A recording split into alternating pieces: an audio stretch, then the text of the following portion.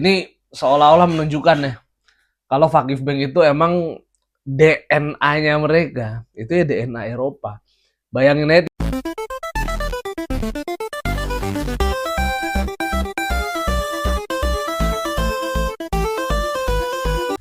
Hello guys, kita kembali lagi dalam Volley Jenggot. Kali ini sudah masuk episode 6. Kalau dalam beberapa episode terakhir gue selalu membahas volley nasional, kali ini gue terbang lagi ke luar negeri karena gue pengen ngomongin CEV Champions League, terutama soal pertandingan Fakif Bank lawan Fenerbahce yang akhirnya dimenangkan oleh Fakif Bank dan Fakif Bank lolos ke Final Four CEV Champions League. Lalu gue juga tipis-tipis akan bahas Exacti Basi yang lagi-lagi ya gagal gitu loh, juara di kejuaraan mayor, padahal di tahun terakhir Tiana Boskovic main di klub tersebut.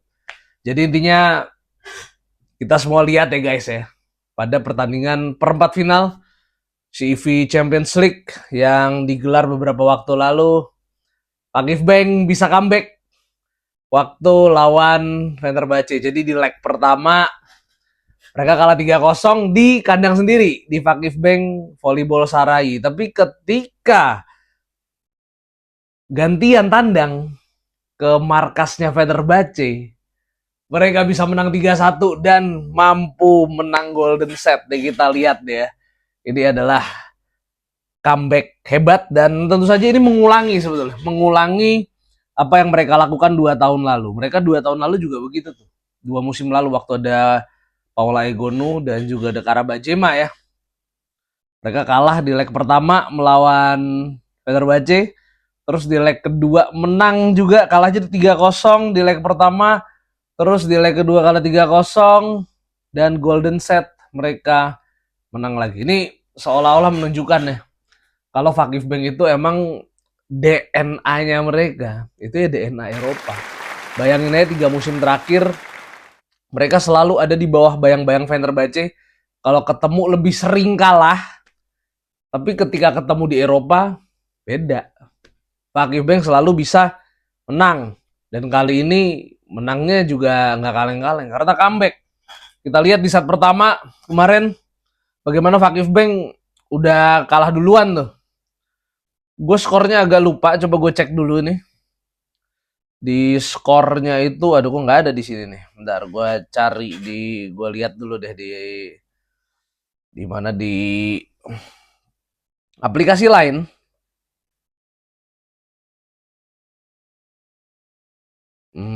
Bentar, gue lihat dulu. Alah, kok malah jadi Liga Champion bola. Bagaimana waktu di set pertama, Fakif Bank lumayan keteter. Mereka kalah 25-19. Mereka susah banget ngadepin Melissa Vargas sama Arina Fedorotseva di set yang pertama. Dan juga anak Kristina Sousa pastinya. Tapi di set kedua, Fenerbahce-nya nurun. Jadi receive mereka berantakan. Ya jelas Quick juga nggak jalan, ditambah Marina Markova, pemain yang pernah main di Proliga. Jadi gacor banget di pertandingan ini. 31 poin bisa dia cetak. Kalau kita bedah lagi ya di di statistik yang tersaji nih di pertandingan ini, dimana kalau kita lihat player statsnya yang tadi gue juga udah capture sebetulnya ya. Jadi di sini top attacker Marina Markova itu 26 poin attack bisa dia ciptakan, total 31 poin. Dia meng-outscore Melissa Vargas yang cuman mencetak 18 poin attack, dan juga peringkat 3-nya di pertandingan ini adalah Kiera Van Rijk dengan 17 poin attack. Melissa Vargas kelihatan banget mereka betul-betul dikurung sama bloker-blokernya Fakif Bank, MB-MB-nya terutama. Dan terutama lagi adalah Zehra Gunes yang sering banget ngeblok pukulan dari Melissa Vargas. Benar-benar dikurung. Dan juga Arina Fedorotseva gak bisa berkutik juga. Pun demikian dengan anak Kristina Sousa. yang tidak bisa memberikan kontribusi maksimalnya dari set kedua sampai set yang keempat. Dan kita juga bisa melihat di sini bagaimana top blocker adalah Zeragunes. 9 blok bisa dia cetak. Terus keduanya Asli Kalac 6 dan Eda Erdem Dundar 3 aja. Jadi memang Yuan Sin Yue sebagai middle blocker tidak banyak mendapatkan poin blok, tapi kontribusinya di quick lumayan bagus. Ini poin quicknya berapa ya? Gue belum dapat poin quick ya dari Yuan Sin Yue. Yang jelas Yuan Sin Yue juga main bagus pada pertandingan perempat final kemarin. Dan juga sebetulnya yang jadi masalah dari Fenerbahce pada pertandingan kemarin ya tadi yang tadi gue sebut, receive. Jadi kalau kita lihat Fenerbahce ini dua outside hitternya, Fedorot Seva maupun Ana Cristina Sousa, secara nyerang mereka gacor. Tapi secara receive, dua pemain ini bisa dibilang dalam tanda kutip bom waktu juga buat Fenerbahce. Karena receive mereka nggak terlalu stabil ya, bisa dibilang. Ini kita lihat memang kalau dilihat dari statistik, top receivernya adalah Ana Cristina Sousa dengan 12 receive sukses. Lalu ada Arina Fedorceva 8 receive. Tapi ini bisa jadi tingginya statistik mereka itu karena mereka sering diincar, itu aja. Dari banyaknya bola yang ngarah ke mereka bisa mencetak masing-masing 12 receive dan 8 receive. Tapi miss-nya juga banyak. Itu dia. Sedangkan kalau untuk dari Vakifbank top receivernya Aicha Aikac, ya kita harus akuin secara receive Aicha ini juga gak terlalu bagus sebetulnya di musim ini dan di beberapa musim belakangan. Tapi pada pertandingan lawan Fenerbahce kemarin cukup oke. Sering diincer tapi receive-nya kebanyakan sukses. Itu yang gue lihat sepintas ya. Karena gue juga jujur gue gak nonton full. Jadi kalau ada yang sedikit gak akurat ya gue mohon maaf. Tapi yang jelas adalah Vakifbank itu top banget. Salah satu kunci kenapa Vakifbank sulit dikalahkan di Eropa lawan Fenerbahce adalah kedalaman pemain asing. Kita bisa lihat di sini. Di tim, nah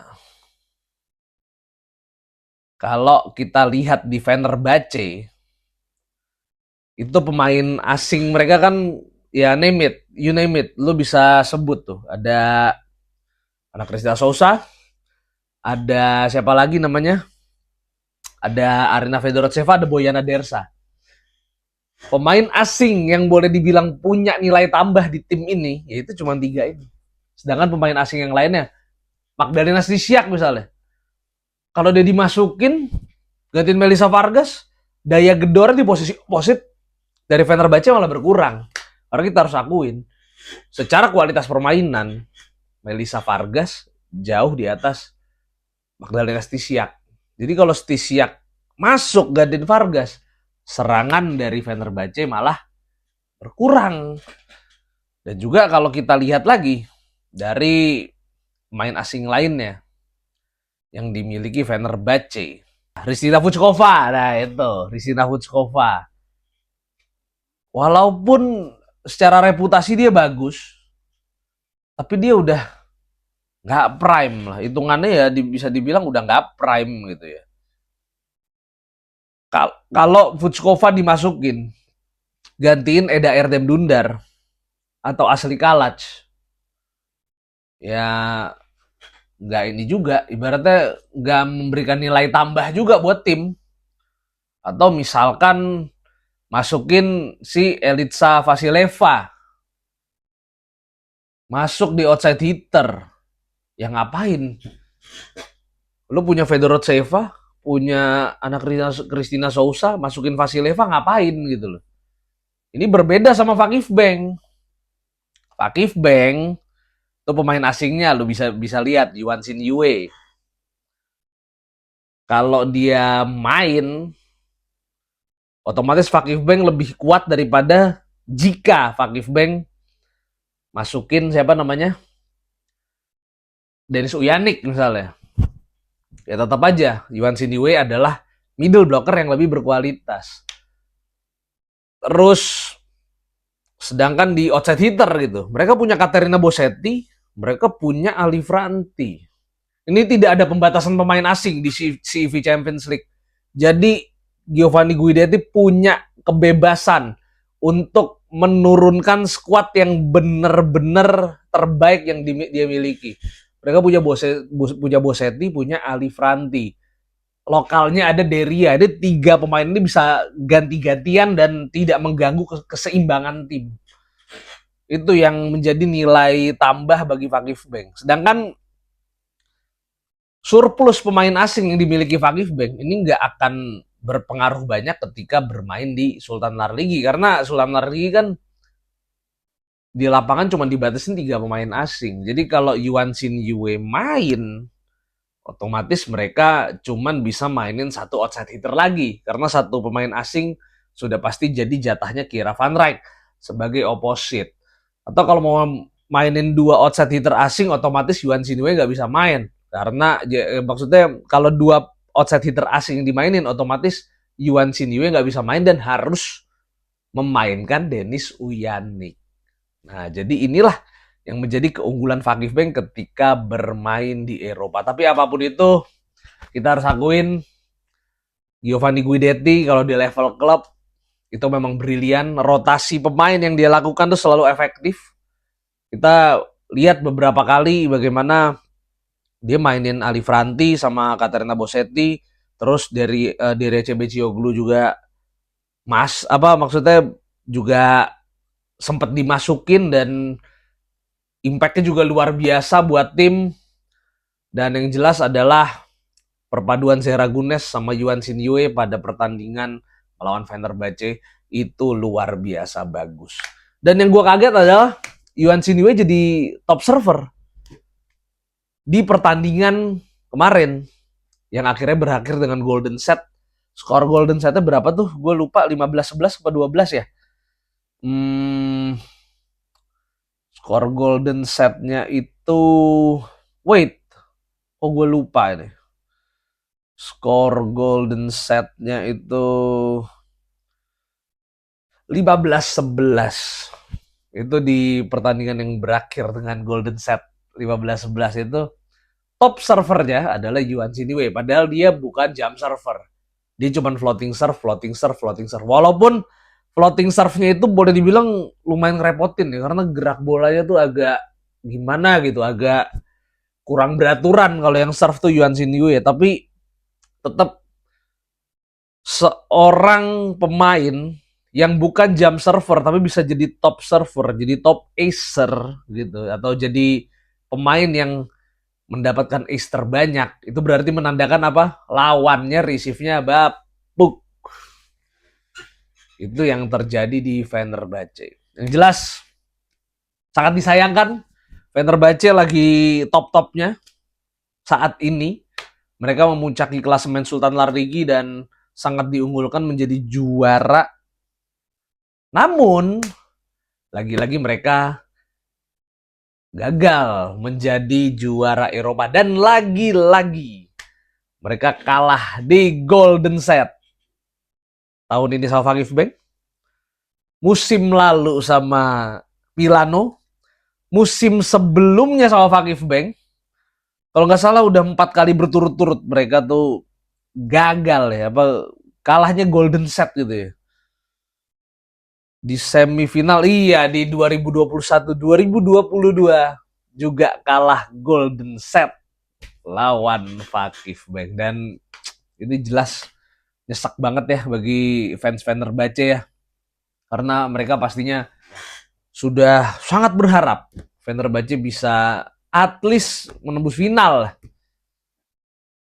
atau ya lebih bagus syukur-syukur bisa juara. Walaupun untuk juara Imoko kayaknya musim ini masih susah tuh digalahin. Itu timnya bener-bener tim Los Galacticos lah, Avengers, bintang-bintang dunia yang gila-gila tuh kumpul di situ. Lu bayangin aja, itu ada 2 alumni Fakif tuh, ada Gabi Gimares, ada Isabel Haq, setternya Joanna Wallace, ada Christina Kirikela juga di situ. Wah, pokoknya top Marco top itu tim. Jadi untuk tahun ini harus diakui Imoko masih sulit dikalahkan. Dan yang sedikit mau gue spill di sini adalah mungkin kalian juga sebetulnya udah tahu format semifinal nanti akan kembali ke format lama di mana seluruh semifinalis itu dikumpulin dalam satu tempat dan dikumpulin di Istanbul. Mereka cuma memainkan semifinal satu leg. Jadi menang sekali langsung ke final dan finalnya langsung digelar keesokan harinya. Jadi ini formatnya format Final Four dikembalikan di CEV Champions League setelah pada 2019 sampai 2024 pakai format Super Final. Super Final tuh jadi semifinal tetap dua leg, tapi finalnya ya udah satu kali gitu. Finalnya satu kali, ya, pastinya di satu tempat. Jadi kayak Liga Champion bola. Nah, sekarang formatnya dibalikin ke format lama. Dimana ya tadi yang udah gue sebut ya, 4 semifinalis kumpul di satu kota. Ya udah, main semifinal masing-masing sekali, besoknya langsung final. Dan itu digelar di tanggal 3 buat semifinal dan tanggal 4 buat final. Yang jelas di musim ini Fakif Bank lagi-lagi dikeroyok sama, nggak lagi-lagi ya. Kapan terakhir dia dikeroyok ya? 2021 2022 dikeroyok gak sih kayaknya? Oh iya, 2021 2022 itu, oh iya, semifinal lawan Fenerbahce. Terus di 2002 2023 semifinalnya juga lawan Fenerbahce juga ya. Di 2023 tuh lawan Fenerbahce di semifinal juga kalau nggak salah. Iya, di semifinal betul. Bentar. Ini koneksi internetnya agak, ya Allah, ada kesalahan teknis. Ya maklum gue, ya udah kepala tiga gitu,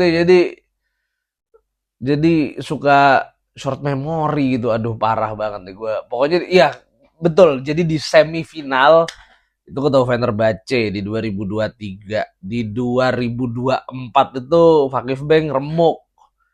Mereka nggak lolos ke semifinal bahkan ya. Dan yang jelas adalah di tahun ini di Final Four mereka menjadi tuan rumah sebetulnya, walaupun nggak main di Fakif Bank Volleyball Sarai ya. Pastinya Final Four pasti akan main di Burhan Velek yang merupakan arena terbaik di Istanbul. Tapi setidaknya mereka pasti akan mendapatkan dukungan langsung dari supporter yang emang tinggal di Istanbul pastinya. Mereka akan dapat dukungan penuh. Tapi walaupun main di kandang sendiri, mereka dikeroyok sama tim-tim Itali, ya kan? Besok semifinal akan menghadapi siapa? Skandici. Ini lawan yang cukup berat, tapi gue masih pegang Fakif. Terus semifinal satunya itu Milano lawan Imoko. Nah ini Milano nih pastinya masih penasaran buat ngalahin Imoko.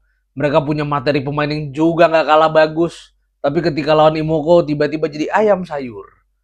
Nah ini adalah kesempatan sebetulnya bagi Milan untuk bisa menundukkan Imoko. Walaupun prediksi gue sepertinya pasti Imoko yang akan menang. Dan satu kabar buruk adalah di tahun terakhir Tiana Boskovic main di Eksajibasi. Eksajibasi lagi-lagi gagal juara di sebuah kejuaraan major atau kejuaraan bergengsi. Memang sepanjang karir Boskovic di Eksajibasi dia udah juara FIVB Club World Championship pada tahun berapa tuh? 2000 waktu final kalian Fakif Bank itu tahun 2023. Tapi setelah itu ya nggak ada gelar bergengsi, paling cuma CEV Cup yang pernah dimenangin oleh Eksajibasi. Sangat disayangkan, Eksajibasi sudah menyia-nyiakan seorang Tiana Bošković. 10 tahun diperkuat sama salah satu pemain terbaik dunia, bahkan dia adalah pemain terbaik dunia versi gua. Tapi ya dia gagal gitu loh. Akhirnya Bošković tidak mendapatkan CEV Champions League, tidak mendapat. Kalau Sultan Larligi masih punya peluang pastinya tahun ini. Walaupun ya kita lihat lah nanti itu akan sangat, nanti di semifinal tuh akan sangat tricky lah buat mereka lah. Apalagi mereka bisa jadi akan menghadapi Fakif Bank di semifinal. Terus kalau lolos ya kemungkinan besar akan ketemu Fenerbahce yang menurut gua akan cukup mudah menundukkan Galatasaray. Ya, jadi intinya itulah. Sayang banget Basi mereka tidak bisa memanfaatkan kehadiran pemain seperti Tiana Bošković yang jelas 2 kali berturut-turut juara dunia bersama Serbia dan salah satu oposit terbaik di dunia dan bahkan terbaik versi gue. Mereka di periode Bošković itu sempat dibela beberapa pemain bagus juga, termasuk Natalia Pereira yang pernah main di situ. Tapi ya udahlah, itu memang nasibnya Basi. Dan tahun depan dengan pelatih baru, dengan tim yang kemungkinan akan sedikit baru karena mereka ditinggal oleh Bošković dan juga Hande Baladin, Magdalena Stisiak masuk. Kita akan lihat bagaimana kiprah Basi musim depan. Semoga lebih sukses. Oke guys, itu dulu episode gua atau episode Volley Jenggot kali ini. Terus tonton Volley Jenggot dan gue berharap kalian juga memberikan like dan subscribe biar channel ini cepat berkembang. Kalau misalkan channel ini cepat monetize gitu kan, gue bisa dapat duit dari sini. Siapa tahu gue bisa berangkat ke Turki atau ke Jepang atau ke Korea Selatan buat liputan, dan hasil liputannya kan pastinya gue sajiin buat ente semua. Oke, kalau gitu sampai ketemu di Volley Jenggot berikutnya.